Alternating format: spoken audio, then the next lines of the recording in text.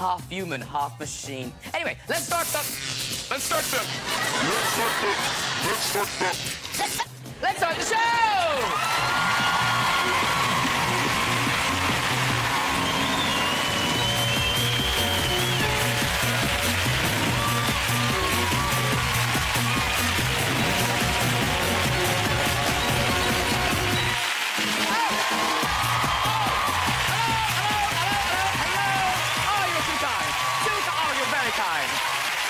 Thank you very much. Hello, yes. Thank you very much. Hello and welcome. We have an amazing array of guests on tonight's show. RoboCop star Gary Oldman is here. Yeah.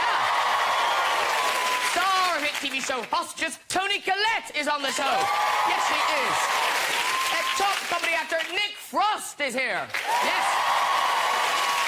Plus, we've got music from the lovely London Grammar, everybody. Yeah. Love them. They're so cool. They are so cool. Hey, Tony is currently starring in Channel 4's Hostages. Don't know if you've seen it. You do look at it, and that is a terrible way to treat people. I mean, does anyone really deserve to be gagged like that? Do they? They're lovely girls, and they're getting better all the time. Looking forward to chatting to Gary Oldman, such a great actor. Now, he won critical acclaim for his portrayal of Beethoven. No, not that Beethoven. Mind you, that was a good film. Did you see it? It was very good, yeah. I love the bit where he chased squirrels in the West Country. Oh, for them. Laughing with you. Gary starred as Commissioner Gordon in Batman Returns, The Dark Knight, and, of course, The Dark Knight Rises. Now, I don't think there are going to be any more Batman films. Gary's up for it, but Batman let himself go a little. Yeah.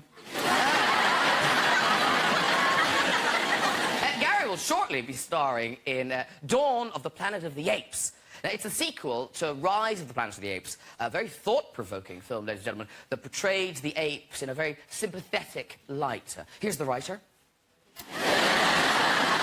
99 Friends, nearly finished. Gary is to be seen in the hit new film RoboCop, where he plays the man who creates the RoboCop. A very impressive robot, better than his first effort. Yeah. The plot centers around RoboCop yearning to have a normal relationship with his wife. You do think, how can a robot ever be intimate with a woman? Let's get some guests on! Later, we'll be having music from London Grammar. But first, he's the Lord of the Dance. It's Nick Frost, everybody! Hello, sir. Looking very good. Looking really well. Hello, everyone. Nick Frost. I've got a sixth-sense. He's going to be great. It's Toni Collette.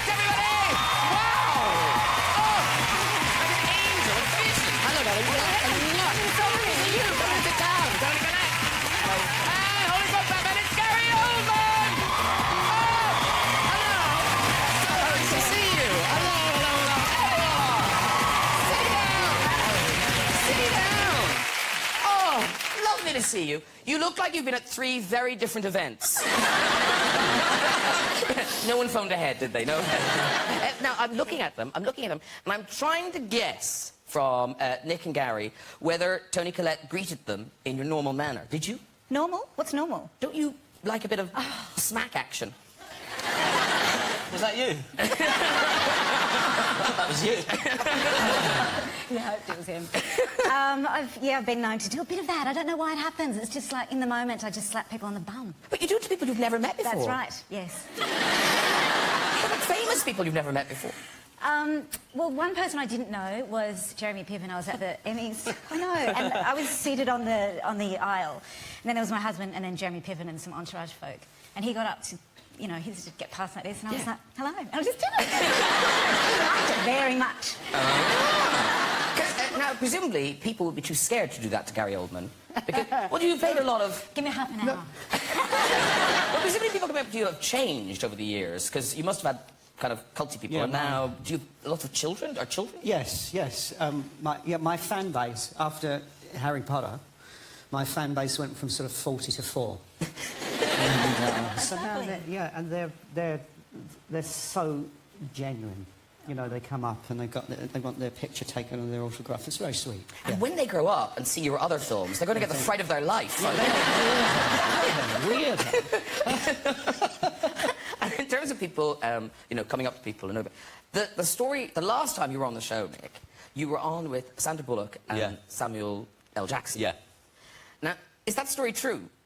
Yeah, I was on the show. Yes.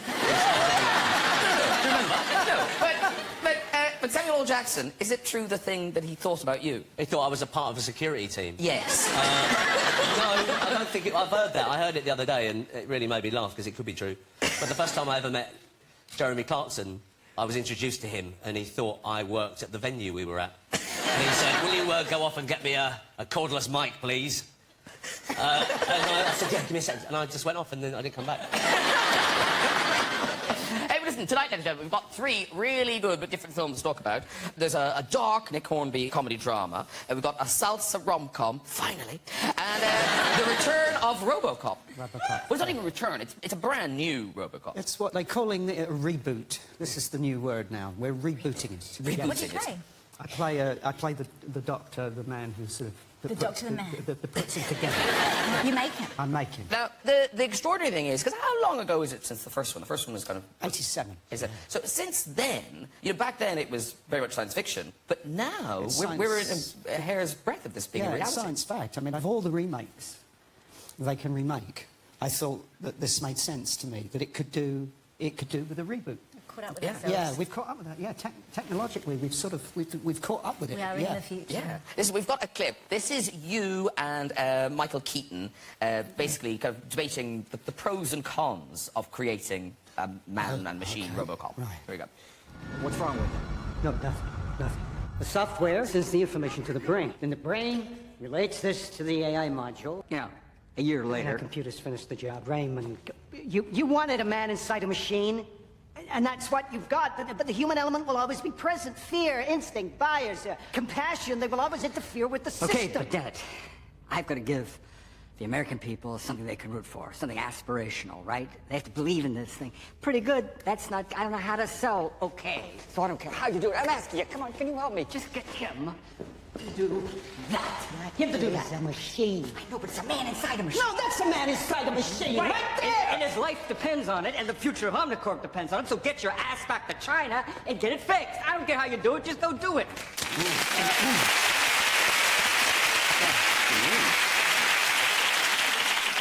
Now listen, because we were talking about technology and how advanced it is. So we looked online and we discovered there is this robot, right? Now, and you kind of think, how lame will that be? That's just going to be rubbish, okay?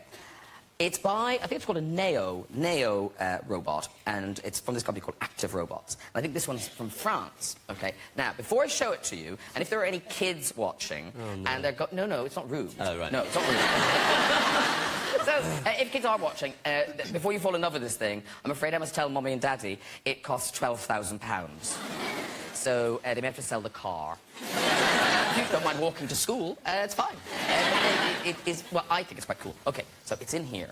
Oh, you actually Yeah, have we've got it, we've got it. Wow. Okay, Is this so... a loan, or did you pay £12,000? Oh, we borrowed it. And so don't anybody spill anything on it. So, I hope it's overly casual starting position.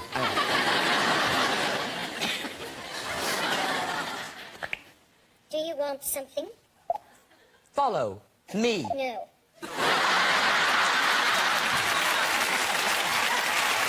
Wow. I'll try it one more time. Hang on. Do you want something? Follow me. Follow me. Okay. Yes. You have to move, so it follows you. Now, it's not very good in carpet, because if you've spent all the money... if you spend all the money, you don't have carpet. I want to hip home with you. Okay, baby. Here we go. So this is for lonely people. Isn't that amazing? It's adorable. I'm going to make him stop. Hang on, stop. You put the arm down like that. Oh, give me a break.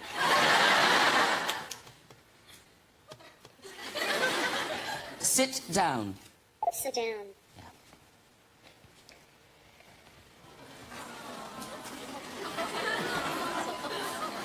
Look at his weary old bones. Now, this bit, so, that's that. Now, I literally can't believe what I'm seeing. So where does the monkey go in? sorry. It's feeling very very vulnerable Okay, right now. maybe...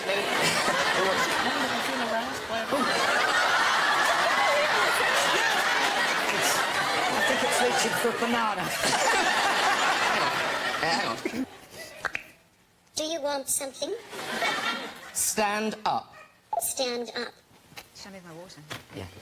I think for 12 grand, you get to say please and thank You you. should go to Toys R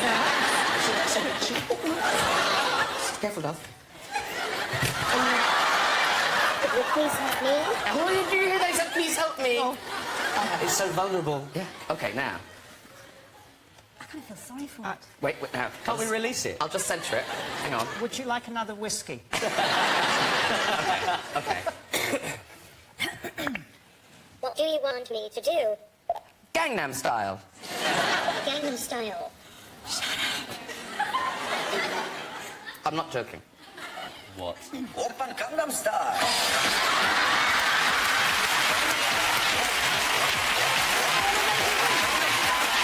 How cool is that? Wait till you see. It gets better. It gets better. No.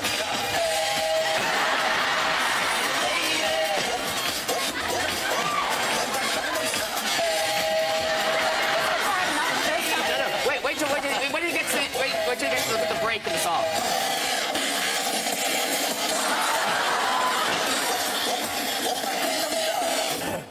Ladies and gentlemen, our robot. Very good. That's good, right? I'm just going to take it away. It doesn't make noise. It beeps. It beeps. There you go. Oh. I didn't drop it. I didn't drop it. That's on you. Siri is going to get very jealous. Right? That's amazing. It is kind of amazing. But what does it actually do? I mean, how does it help you Did in you your not life? just see it perform Gangnam Style? Oh, dear. Anyway, so Robocop, you know, because frankly, you could do it at home. But, they're hoping it's going to be a franchise. I think they're hoping. Yeah, of course. Yeah, because you're good at franchises. You know, I've Batman. been I've been very lucky with them. Yeah. And of course, Harry Potter. Harry Potter and RoboCop, and I've just done Dawn of the Planet of the Apes. Of course, yes. So, believe it or not, I am the highest-grossing actor in cinema history. Wow. Carry on.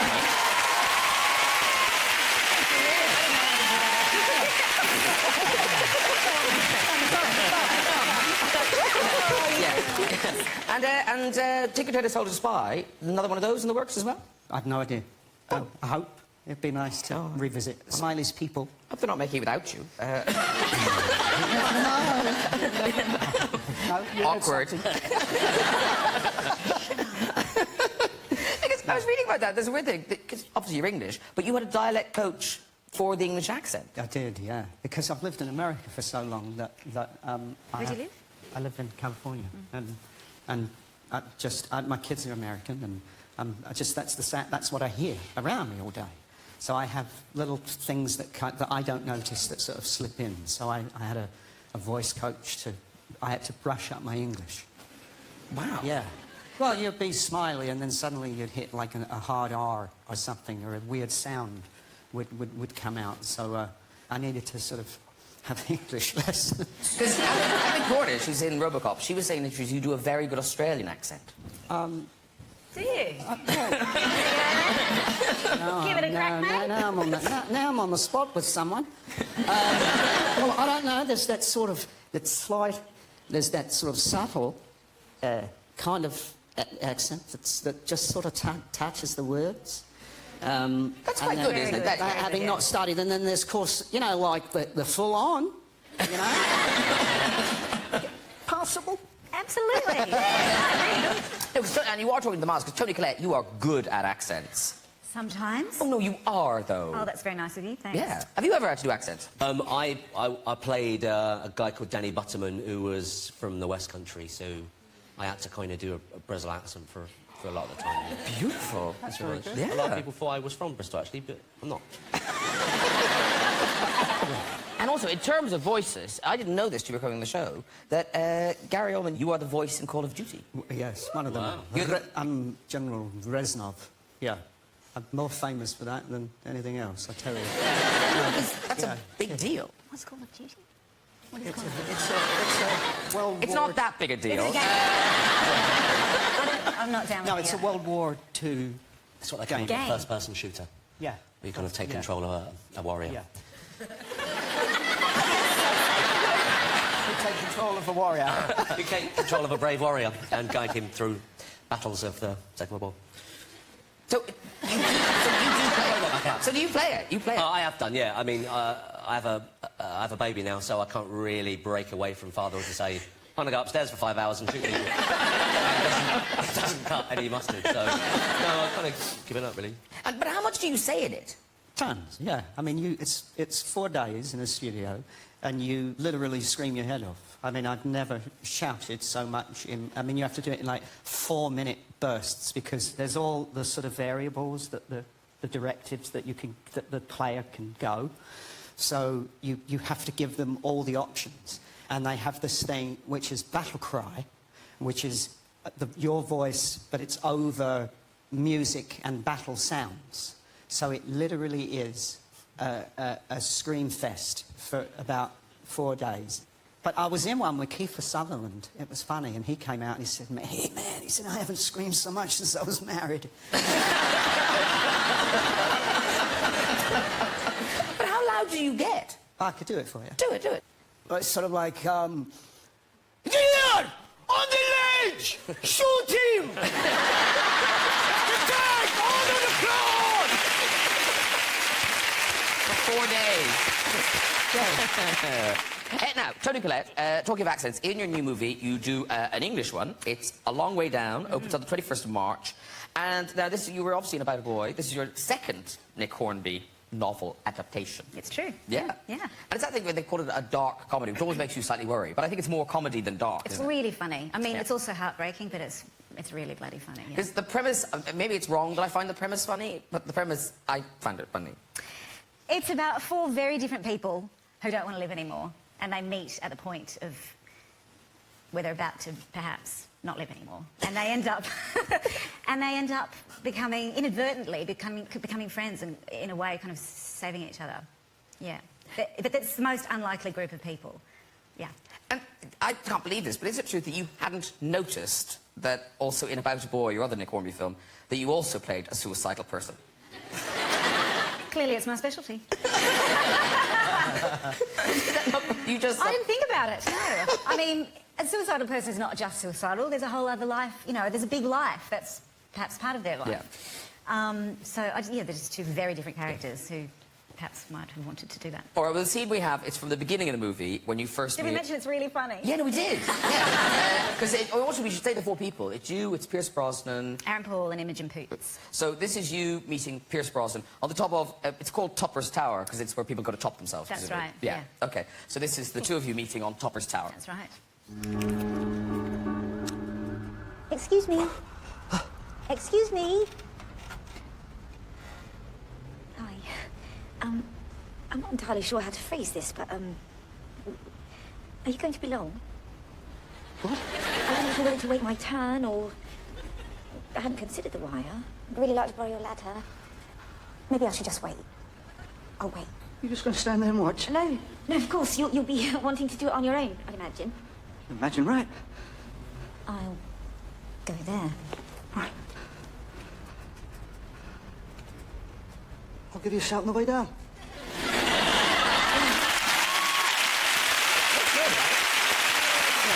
It's so great, mate. And then Pierce went on to work with Nick after that, actually. Isn't he beautiful? I love He is Pierce beautiful. Brosnan. Oh, my God. He he's smells so of gorgeous. wealth. You know what I mean? Just... He's so well put together, but he's I know saucy. I know that thing. I once was, you know, behind Bruce Willis. And even the back of his I know neck... why I laugh like that, then. You just smack him on the bum. No, even the back of his neck looked rich.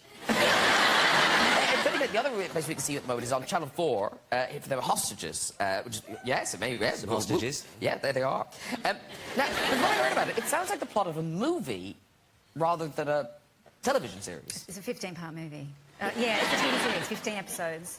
I play a doctor. You just saw the coat. Yeah. But yeah, playing a doctor, you know, do you, I mean, you know, because obviously you can't become a doctor, but do you do research? Do you prep for it? A little. I mean, it's not about being a doctor, you know, it's about a family who are taken hostage in their own home, and I am a doctor, and they're trying to persuade me to kill the president. So I did have to perform surgery a few times, and... They were extras, it was fine. But in terms of preparing, because I think this is so sweet of you, Gary Oldman, that you did, like, when you were playing Dracula, you would kind of think, oh, you can't prepare for that, but you did attempt to prepare for that. Well, when I was pissed. Okay. Yeah. No, someone had sent me, it was to Francis Ford Coppola, who had sent me a coffin up to the house, and he said, would you... Sweet dreams. He said, you know, just sort of, you know, try it out kind of thing. And, but I do remember one night going out for dinner, and then everybody sort of ended up at my place. And I, at some point, wanted them to leave. And I had a little button on the side of the door as you walked out to the, as you would go out to the sort of driveway, and I would press it and the garage door would open, and of course the light would come on, and instead of a, you know, as you imagine, a Porsche underneath this light, it was a coffin. And I remember these two girls, what a weird... I never saw them again. It got rid of them. And then, very impressed with you, Nick, because space, you wouldn't have thought it was that sort of project. Yeah. But you played a weapons expert. Yeah. And you really, you did prepare. You went for it. Yeah, props. In the second series, I had to strip an MP5 submachine gun blindfolded, and so they gave me one to take home. I mean, you know, it couldn't fire anything, but it was real. It was amazing for a young man to have that in my house, you know. And it was hot. And I lived downstairs, and I opened the back door to my house. I just kind of walked around the house thinking I was Bruce Willis, and then I got to a point I thought, all right, let me have a go at this, and I kind of did it a couple of times, and I put the blindfold on, and I kind of did it like 3 or 4 times. And then the last time I did it, I took the blindfold off, and I felt a presence in the room, and I looked to the left to where the door was, and there were 6 armed police pointing rifles and handguns at me. And as soon as they saw me look at them, they literally streamed in like blue terror, screaming at me, "Don't move!" And I literally just took my hands off and just sat back and just let they hogtied me, and they did the work, they did a lot of me. And it turned out that a woman had seen the barrel of the gun sticking out my bag when I got out of my car, and she'd phoned the police, and they'd come and block the road off. They had a sniper come and look in. She was in. And then, you know, as soon as they realised it wasn't what it seemed, everyone started to relax a little bit. Actors get away with anything. That is amazing. My voice went so high, I said, I'm an actor! they were quite casual at the end, and their parting shot to me was, well, mate, a lot of people piss themselves. And they were off. And it was amazing. Oh, now, Tony Collette, are your kids still young enough that they can come with you on set? Do you bring them with you? Mostly. My son is now beyond the point of yelling out mummy every time he sees me on the monitor. But certainly on Hostages, no way, because everyone's got guns and balaclavas, so... It's quite frightening. It's a no-go zone. Yeah. But your kids are they at this age where they're starting to ask more difficult questions? Yeah, birth, death, stuff like that. Oh, really? How did I come to be? What happens when you die? Tell me all the ways you can die. Wow. It's a big responsibility to have to answer those questions. Well, Gary, though, proper parenting, do you have a rule where you couldn't swear in front of your kids? Yeah, I used to... They're a little older now, but I did have... I had a swear jar. And, How much? How much did Per swear or per word? You have different amounts of a per word? Yeah, it was like it was $1. Because how old's your child? He's 2.5. So can you still swear in front of a 2.5-year-old? Yeah, of course I can. I don't tell my mum, is he? No, we don't. I mean, it slips out sometimes, but it's funny because if we're sitting at the table in the kitchen, we have like an island and then the fridge beyond that. So sometimes he wanders off to get his own yoghurt, and you just see the fridge door opening, and then there's some fumbling going on. And then you hear the yoghurts drop, and you just hear, oh, shit. So, you know, he's got that off his mum, I think. She's terrible for it. And now, obviously, you bring up kids, you all want to be, you know, cool parents, you want to be cool, but sadly, that title has been ripped from you because the parents have been now officially called the coolest parents in the world. They're taking over the internet. They're from New Zealand. Cool. They moved to Australia, but now here's the bad thing. They were a little bored when they moved to Australia. They were in Sydney, And really, they just had a baby and a lot of packing cases, a lot of cardboard left over from the move, right? So they came up with this idea, and like how much time and effort went into this? They came up with this idea of cardboard box office. So they used, basically, the leftover packing cases and their baby to recreate iconic scenes from films, okay? And, no, it's become a thing. Here's the website. There we go. So this is cardboard box office. Leon's the man, Lily's the woman, and the baby is Orson, with popcorn on his head. I feel like they are really just using this baby as a prop. Frankly, I'm surprised they named it, because it's just... So this first film, what film is that? It's Alien. Yes. I love that baby. Yeah. But look at the attention to detail. Look at the cardboard, the wool blood. It's very good. What's up next? Oh, yeah. What movie is that? Do you recognise that? We've talked about that man. It's Die Hard. That's Bruce Willis on the top. See? There's Bruce. Of course, and that's Alan Rickman there. That's Alan Rickman underneath. Yes. Then they've done some classics. They've given us their Star Wars. Oh, yeah. My favourite is the Chewbacca. Look at the little Chewbacca. Oh. No, this is good. And one of your films is here. Yeah. Little Orson is giving us The Dark Knight. That doesn't look safe to put a baby up there, does it? No, because we rang them to say, oh, you know, is it okay if we show the pictures on the show? And this is so sweet. They were very excited. And so for the first time, Cardboard Box Office has done an homage to a television show. And they've actually done tonight's show. We told them who was on. And they've done tonight's show and sent it to us. Feast your eyes on this. This is so impressive. Look at that. Isn't that... Okay, let me talk you through it. I'm the baby. I love the glass of milk. I've got a glass of milk. That's amazing. The set is so good. Look, they've even got the coffee table. Look, the coffee table's the same. It's amazing. Look at that. Am I portrayed as a big dog? No. There's... Is it a bear? I think it's a bear. Oh, it's okay. It's a bear. It's adorable. Anyway, well done. The coolest parents in the world. Very good. Hey, now, Nick Frost. You have to talk now, it makes sense. Yeah, no. He's feeling all weird. I just feel like I'm not ever going to get over what's happening right now. The robot and that. I feel like I'm chipped in. Well, now we're about to talk about your film, okay? All right. So you're on. This is your passion... I think we call it a passion project, don't we? Yeah, It's a passion project. Yeah. Well, it was your idea. Yeah. Yes. No, I didn't. I just had the idea and I kind of wrote a Bible of the characters and the idea, and then we found a beautiful writer called John Brown and we handed it over. And it is, I believe I'm correct, it is the first and best British salsa comedy. It's really specific, isn't it? It really is. It's niche. Yeah. Human Fury. Yeah. And now I've read different reports. Some of them say you've always loved dancing, but didn't. Some people say you hated dancing. Yeah. But you have danced in the past. Yeah, the truth is, I really like to dance, but I don't like people watching me dance. That's the issue I have. And also an expectation that you would dance. Yes. If someone wants me to dance, I will never dance. I would rather be dead than dance at that point. Was this film a big ask, then? Yes, it was terrible. Because essentially, I ruined my wedding by not really wanting to dance with my wife when we did our first dance. And everyone gathered round and I kind of bumbled out and kind of put my hands on her shoulders and we did this a bit and then I stopped and found some lint in my pocket and flicked it away and then people then joined and gathered us and you know, and it was fine. But, you know, the thing about a big lump dancing and enjoying it and doing it well is you get a really odd look off of thinner people. And it's a look that you might give a child who has battled and defeated a childhood illness to go on and complete a half marathon. And this is the look they give you. Oh. And I think, no. It doesn't matter what you look like. If you are good and you feel it inside your heart, then...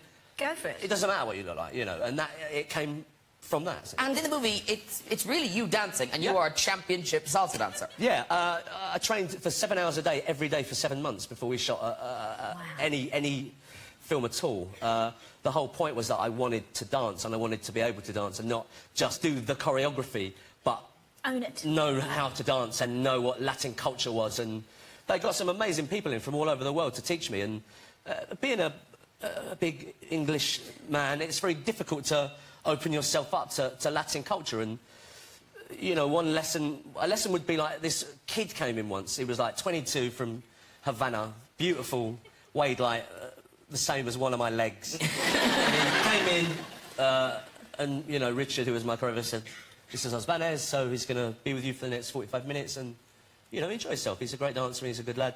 He put some music on and he came over and he just kind of stood in front of me and he kind of just, like really close to me. And as an Englishman, you kind of can't, you can't, you know, you don't know what's happening. And he just stood in front of me and he took his fist and he just gently pounded my chest and he did this. Boom, boom, cha-da, boom, da, cha, boom, boom, da, cha. So dirty dancing. And he did it for 40 minutes and then he put his vest on and he said, "If you don't feel this, don't bother." And he left. And that was like a lesson. That's, you know... So they essentially smashed me to bits and then built me back up in... And we're going to see you dancing, but I should warn people, this is within the story.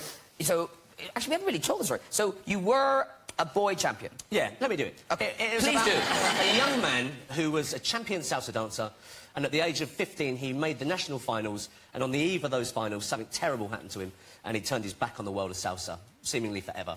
We then jump forward 25 years, and that young man with fire in his eyes has become a lump who, you know, can't be bothered. He hasn't got a girlfriend. He doesn't really like his job.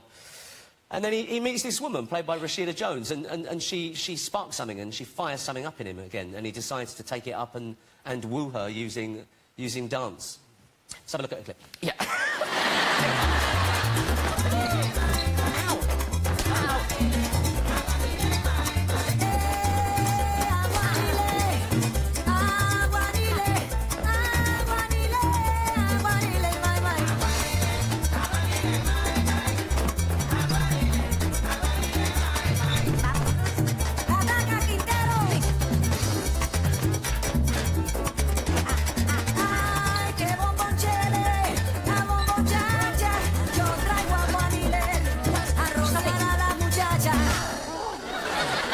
Welcome back.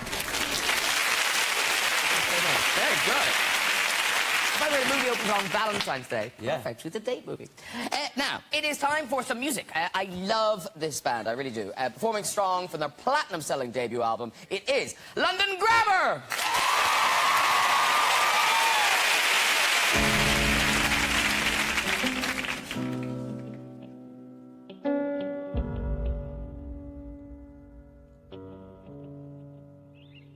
Excuse me for a while I'm wide-eyed and I'm so down caught in the middle. I've excused you for a while I'm wide-eyed and I'm so down caught in the middle. And if a line was what you not listen. If a child cries what you not give them. Yeah.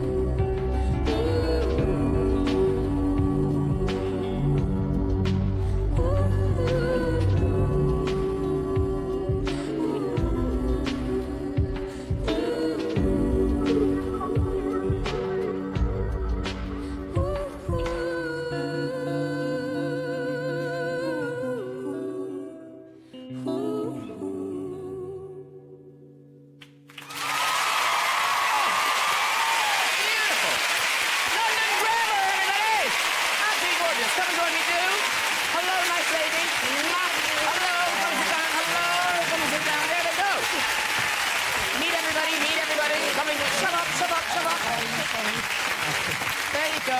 Make room, make room, make room. There they are, London Grammar, and they are Hannah, Dot, and Dan. Am I right? Yes. You are. Very good. And that song is off the album If You Wait, which is out now. And it's just beautiful. It's beautiful. Now, in my old head, it seems like you've arrived like that. You know, I heard you on the radio, and then there was the EP, and now the album. But, does it feel like that? Does it feel like it's kind of overnight? Or suddenly people know who you are?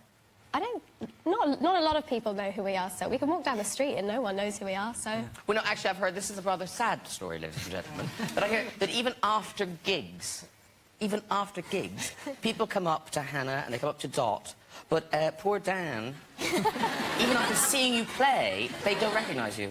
I'm not that recognisable. I don't have, like, the hair, and I'm pretty short as well, so I think Prince is short? Yeah, well, I'm not Prince, but... Yeah. Oh. Can we have a close-up of Dan? Can we have a close-up of Dan? Now. Study that face. If you see him tomorrow, out and about his business, say hello. He'll love it. Before we go tonight, just time for a story in the red chair. So, who's there? Hello. Hello. Hi. It's not God, it's Graham Norton hosting the show. What's your name, sir? My name is Darshan. Darshan. And where do you live, Darshan? In Harrow. Harrow. And what do you do in Harrow, Darshan? I'm a director of a cleaning company. He's a director of a cleaning company. Well done, you, Darshan. Okay. And off you go with the story, Darshan. So, this is when I was my old workplace. I used to work in a bank before, and everyone's ready to go. I'm about to go home, and I really need to go for a wee. Yes. So, I quickly run up to the men's toilet, yes. Go in, do my business, and then wash my hands. I'm going to the door, and the door's locked. And then I started panicking because my phone and everything was downstairs. Oh, no. Looked at my watch, and it's obviously now time to go, so I'm assuming everyone's gone now. I'm locked in the toilet. He's locked in the toilet? I had nowhere to... Obviously, I was stuck there now. I was going to be there all night because there's no one else going to come in. We've established that, Darshan. The next morning, my manager comes in. Obviously, I've spent the whole night in the toilet sleeping, like a toilet roll. But that's not the worst part. He sends me home to go have a shower and then come back to work again. Yeah. I am going to do that, though. Because I thought something else was going to happen. But it turned out that, no, you were just locked in the toilet all night. It's a terrible thing to happen. Yeah, it is. I can see why I left banking. It didn't treat him well, did it? Actually, somebody else. Hello, what's your name? My name's Sarah. Sarah, very good. And where do you live, Sarah? I live in Godstone in Surrey. And what do you do? I'm a teacher. Ooh, and what subjects do you teach? I teach little ones, so primary school. Oh, so you do all the subjects? Yeah. She is wise. Very wise. OK, off you go with your story. Well, I was on my way home from a very busy day at work. I was on a bus, and my bus stop was just coming. Yes. So I stood up, sidled past the ladies in front of me, got to the aisle, and I realised there was something heavy on the front of my cardigan. My bus stop was coming up. To my horror, I looked down, and I saw a lady's wig hanging from my cardigan. Good story! It was brown, and it had a lovely purple bow on it. And I was yanking at it to get it off. My stop was coming.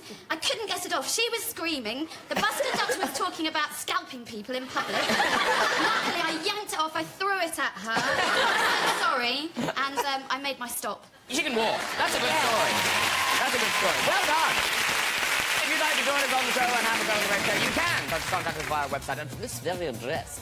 Thank you to all my guests tonight. London Grammar, ladies and gentlemen. Mr. Nick Cross. Tony Collette. And Gary Albert. Join me next week with music from Paloma Faith and the stars of the new movie The Monuments Men, Hugh Bonneville, Jean Dujardin and Matt Damon. I'll see you then. Good night, everybody. Bye-bye.